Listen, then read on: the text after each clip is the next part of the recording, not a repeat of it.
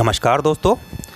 हमारे देश में दहेज की परंपरा तो लगभग ख़त्म होती जा रही है, लेकिन आज भी कई जगहों पर ये सिस्टम चल रहा है और ज़्यादातर ये बिहार, उत्तर प्रदेश में ही देखने को मिलता है।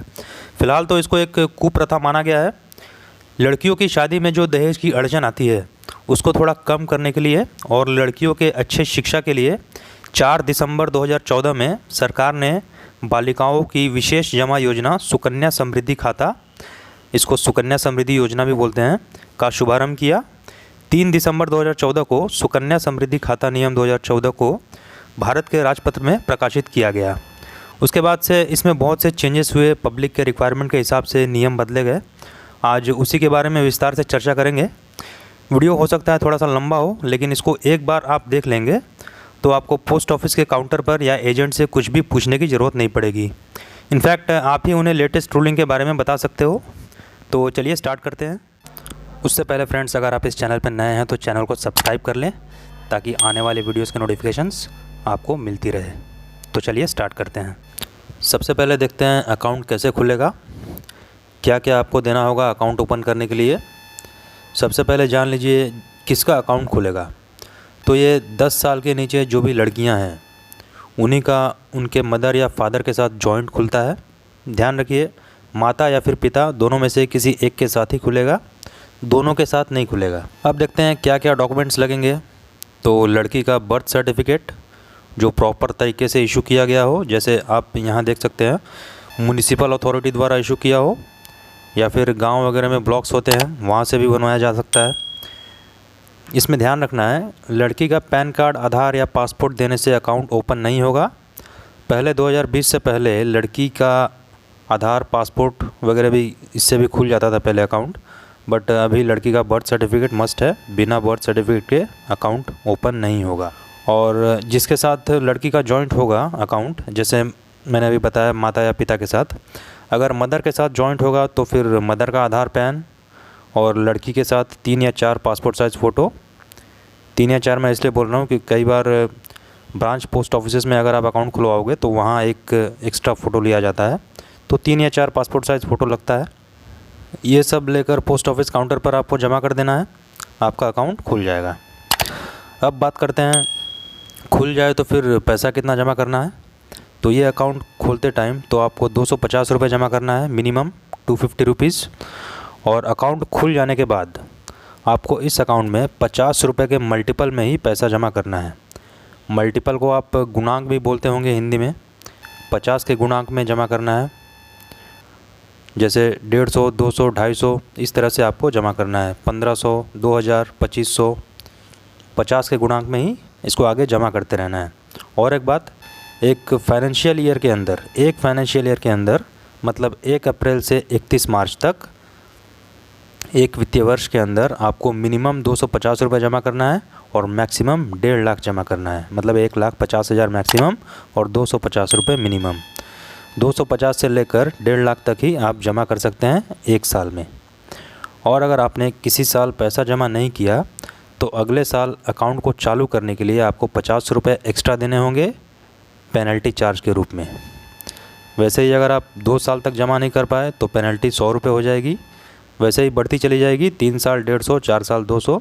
इसलिए एटलीस्ट 250 रुपीज़ सालाना जमा आपको करना ही है और मैक्सिमम 1,50,000। समझ में आया तो बात करते हैं फिर पैसा कब तक जमा करना है। तो ये पैसा आपको 15 साल तक कंटिन्यू जमा करना है। सपोज़ कीजिए कि आपने आज मतलब 31 जुलाई 2022 को अकाउंट ओपन करवाया, तो 15 साल उसमें ऐड कर लीजिए, मतलब 30 जुलाई 2037 तक आपको जमा करना है।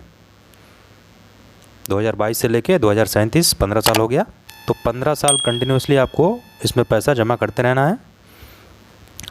और इस अकाउंट में पहले नॉमिनी देना कंपलसरी नहीं था, लेकिन अभी एक कंपलसरी हो चुका है।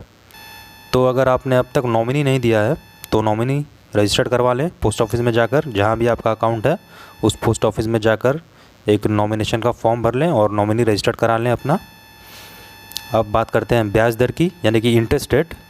तो सालाना इसमें इंटरेस्ट कैलकुलेट किया जाता है। नॉर्मली मार्च के एंडिंग तक इंटरेस्ट कैलकुलेट हो जाता है। आगे देखते हैं क्या है। अब देखते हैं ये अकाउंट कब मैच्योर्ड होगा, मतलब कब फाइनल विड्रॉल मतलब निकासी की जाएगी। ये अकाउंट कब पूरा होगा, कब इसको क्लोज़ किया जाएगा। तो देखिए दोस्तों, 21 साल तक ये अकाउंट चलेगा। अब बहुत लोगों को डाउट रहता है कि लड़की की उम्र 21 साल होगी तब तक चलेगा या फिर खाता खोलने की तारीख से 21 साल तक चलेगा। तो इसके बारे में मैं आपको क्लियर कर दूं कि जिस दिन आपने अकाउंट खुलवाया उस दिन से 21 साल तक अकाउंट आपका चलेगा, और जैसे ही 21 साल पूरा हो जाएगा उसके बाद लड़की को पेमेंट कर दिया जाएगा। अकाउंट का जैसे ही 21 साल पूरा होगा तो अकाउंट क्लोज़ होगा, और क्लोज़ के बाद लड़की को पेमेंट कर दिया जाएगा। ध्यान देना है, यहाँ पेमेंट लड़की को ही किया जाएगा, माँ बाप को नहीं किया जाएगा। और इसमें एक बात समझने वाली है कि जब लड़की 18 साल की हो जाएगी उसे इस अकाउंट को अपने नाम से सिंगल करवाना होगा। इसके लिए उसे केवाईसी करवाना होगा, आधार पैन वगैरह जो भी सबमिट करना होता है केवाईसी करने के लिए वो सब उसको देना होगा, ताकि उसका अकाउंट उसके सिंगल नाम से ट्रांसफ़र हो सके। अकाउंट सिंगल हो जाएगा, सिंगल लड़की के नाम से अकाउंट हो जाएगा जब वो 18 साल की होगी तब। ये अकाउंट उस लड़की के नाम से हो जाएगा और फाइनल पेमेंट उस लड़की को ही किया जाएगा। इतना क्लियर हो गया। अब देखते हैं आगे क्या है। अगर 21 साल से पहले ही अकाउंट क्लोज़ करवाना हो तो उसके लिए कुछ कंडीशंस है। वो क्या है देखिए यहाँ।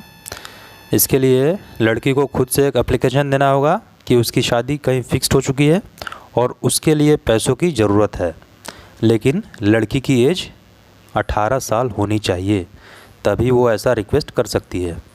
इसके लिए उस लड़की को फर्स्ट क्लास मजिस्ट्रेट से ये लिखवाना होगा कि उसकी एज शादी के टाइम 18 साल है, तो ये उसे एज ए प्रूफ देना होगा और ये देना कंपलसरी है।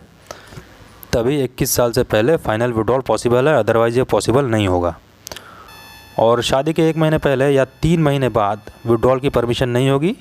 मतलब शादी के 1 महीने पहले अगर आप पैसा निकालना चाहें तो आप नहीं निकाल सकते, और शादी के 3 महीने बाद अगर पैसा निकालना चाहें तो भी आप नहीं निकाल सकते। शादी के 1 महीने के अंदर ही विड्रॉल होगा, इसका भी ध्यान रखना है। ये तो हो गई फर्स्ट कंडीशन प्रीमैच्योर क्लोज़र की। अब देखते हैं सेकंड कंडीशन क्या है, जिसमें 21 साल से पहले अकाउंट क्लोज़ हो जाए। देखते हैं क्या है। In the event of death of the account holder the account shall be closed immediately. मतलब अगर बीच में ये अकाउंट होल्डर मतलब लड़की की डेथ हो जाती है तो ऐसे सिचुएशन में माँ या पिता जिसके साथ भी अकाउंट खुला था वो अकाउंट क्लोज़ करने का एक एप्लीकेशन देंगे लड़की के डेथ सर्टिफिकेट के साथ। तो इसके बाद इस अकाउंट को क्लोज़ कर दिया जाएगा और जितना भी पैसा उसमें डिपॉजिट रहेगा उसका इंटरेस्ट जोड़कर पेरेंट्स को दे दिया जाएगा। पेरेंट्स मतलब माता या पिता जिसके साथ भी अकाउंट खुला हो उसे इंटरेस्ट जोड़कर यह अमाउंट दे दिया जाएगा अकाउंट क्लोज़ करने के बाद। अब बहुत लोगों को लगता है कि इंटरेस्ट बढ़ता रहेगा, लेकिन मैं आपको बता दूं कि ऐसे डेथ केस में इंटरेस्ट जो है वो कब से कब तक दिया जाता है। तो देखिए, जब पासबुक में लास्ट ट्रांजैक्शन हुई थी उस दिन से लेकर अकाउंट होल्डर के डेथ तक के दिन का ही इंटरेस्ट एप्लीकेबल होता है। तो इतना समझ आ गया दोस्तों। अब देखते हैं आगे क्या है। अब बात कर लेते हैं अकाउंट के ट्रांसफ़र की। क्या ये ट्रांसफ़र होता है या नहीं होता है। तो ये ऑल इंडिया में कहीं से भी कहीं भी ट्रांसफ़र किया जा सकता है। जैसे मान लो कि आपका अकाउंट नागपुर में है और आपका ट्रांसफ़र अब पटना में हो गया है, तो उस अकाउंट को आप पटना में करवा सकते हो। और एक बात, अगर आपका अकाउंट किसी बैंक में है और आप चाहते हैं अकाउंट पोस्ट ऑफिस में करवाना, तो आप बैंक से पोस्ट ऑफिस में ट्रांसफ़र करवा सकते हो और पोस्ट ऑफिस से बैंक में भी ट्रांसफ़र करवा सकते हो, दोनों में अलाउड है। ट्रांसफ़र का कोई टेंशन नहीं है। इसके लिए आपको 100 रुपये प्लस 18% GST यानी कि टोटल 118 रुपये जमा करने होंगे और एक ट्रांसफ़र रिक्वेस्ट डालनी होगी। ये सारी इन्फॉर्मेशन सुकन्या से रिलेटेड जो मैंने आपको बताई अभी, ये सारी इन्फॉर्मेशन अपडेटेड है। अब अगर कुछ इसमें छूट गया हो और आपके माइंड में अब तक कुछ डाउट हो तो आप कमेंट सेक्शन में कमेंट कर सकते हैं, मैं उसका जवाब दूंगा। तो ठीक है दोस्तों, आज इतना ही। मिलेंगे नए अपडेट के साथ। वीडियो पसंद आया तो लाइक करें, शेयर करें, सब्सक्राइब करें, ताकि आने वाले अपडेट्स आपको समय पर मिलते रहें।